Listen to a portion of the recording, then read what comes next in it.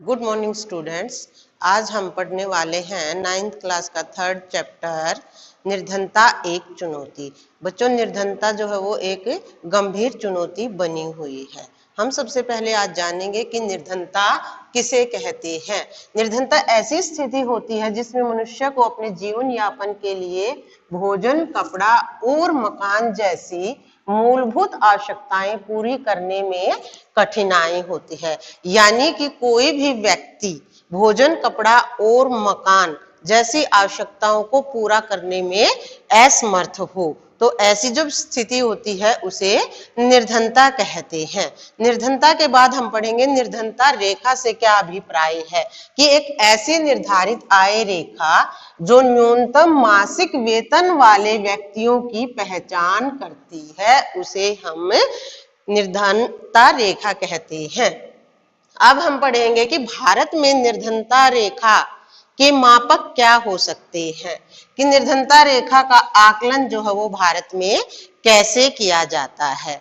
तो भारत में निर्धनता रेखा का आकलन करने के लिए ग्रामीण क्षेत्रों में 2400 कैलोरी और शहरी क्षेत्र में 2100 कैलोरी प्रति व्यक्ति प्रतिदिन की मात्रा जो है वो निर्धारित की गई है। यानी कि हर एक व्यक्ति को प्रतिदिन 2400 कैलोरी और शहरी क्षेत्रों में 2100 कैलोरी की मात्रा लेनी जरूरी है, क्योंकि ग्रामीण क्षेत्रों में लोग शारीरिक काम ज्यादा करते हैं तो इसलिए उनको 2400 कैलोरी की जरूरत है और शहरी क्षेत्रों में 2100 कैलोरी।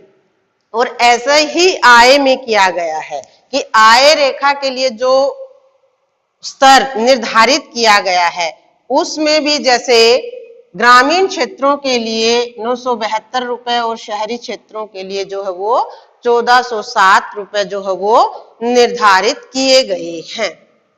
अब हम उसके बाद पढ़ते हैं कि भारत में जहां पर निर्धनता ज्यादा है वो कौन कौन से राज्य हैं। तो वे राज्य हैं उड़ीसा, बिहार, असम, त्रिपुरा और मध्य प्रदेश हैं। और अब इसके बाद हैं कि कम निर्धनता वाले राज्य कौन से हैं। तो कम निर्धनता वाले राज्य हैं पंजाब, गोवा, केरल और हरियाणा शामिल हैं। अब इसके बाद निर्धनता के क्या कारण हैं। निर्धनता को हम गरीबी भी कह सकते हैं। कि निर्धनता के कारण नंबर 1 बेरोजगारी की समस्या, कि भारत में जो है वो शिक्षित युवा भी बेरोजगार हैं। तो बेरोजगारी जितनी भी बढ़ेगी गरीबी उतनी ही अधिक होगी। तो बेरोजगारी की समस्या भी जो है वो निर्धनता को न्योता देती है। नंबर 2 पर हम पढ़ेंगे जनसंख्या की तीव्र वृद्धि दर। भारत में जनसंख्या जो है वो लगातार तेजी से बढ़ रही है। तो जब जनसंख्या लगातार तेजी से बढ़ रही है तो वस्तुओं की मांग भी ज्यादा बढ़ रही है, जिससे जो है वो गरीबी ज्यादा हो रही है।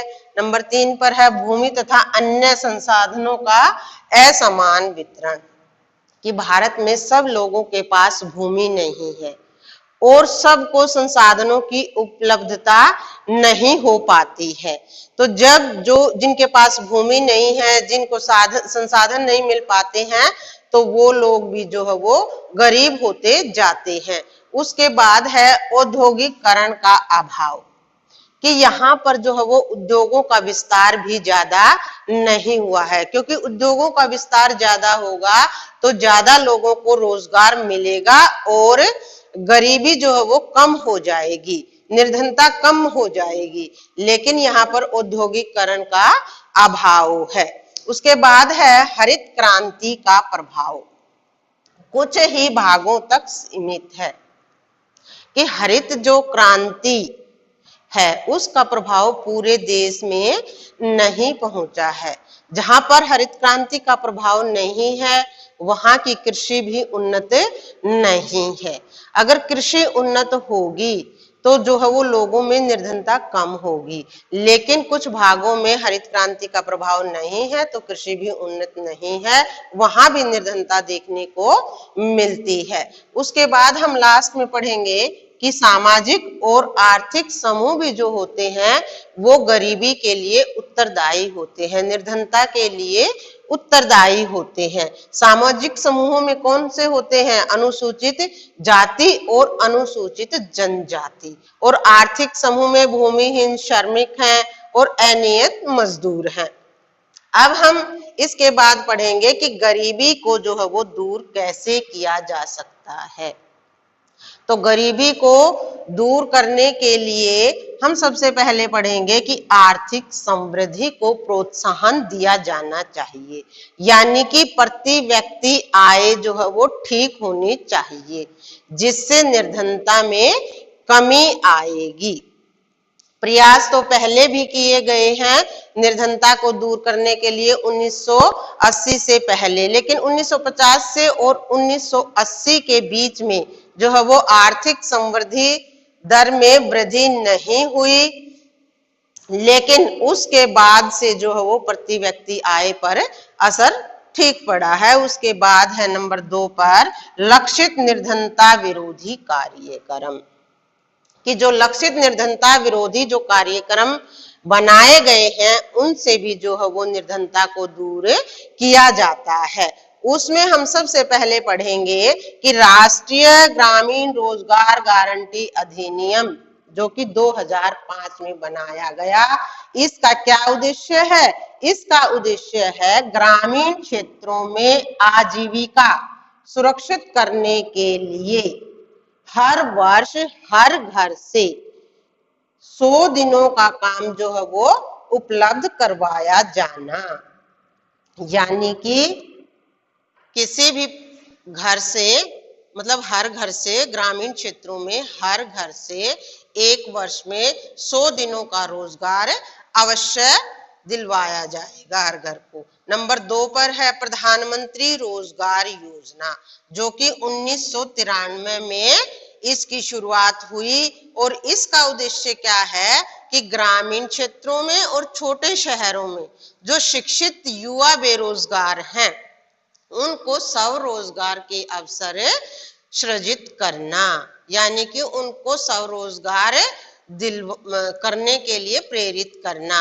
अगर वो लघु उद्योग शुरू करना चाहते हैं तो सरकार उनकी उसमें मदद करेगी। नंबर 3 पर हम पढ़ेंगे ग्रामीण रोजगार सृजन, जिसका आरंभ 1995 में किया गया और इसका उद्देश्य भी क्या है? इसका उद्देश्य है कि जो ग्रामीण क्षेत्र हैं और जो छोटे शहर हैं उनमें स्वरोजगार के अवसर सृजित करना।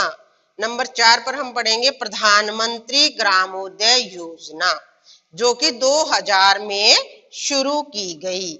इसका उद्देश्य क्या है? इसका उद्देश्य है कि ग्रामीण क्षेत्रों में प्राथमिक स्वास्थ्य, प्राथमिक शिक्षा, ग्रामीण पेयजल के लिए केंद्रीय जो सहायता है वो प्रदान की जाएगी।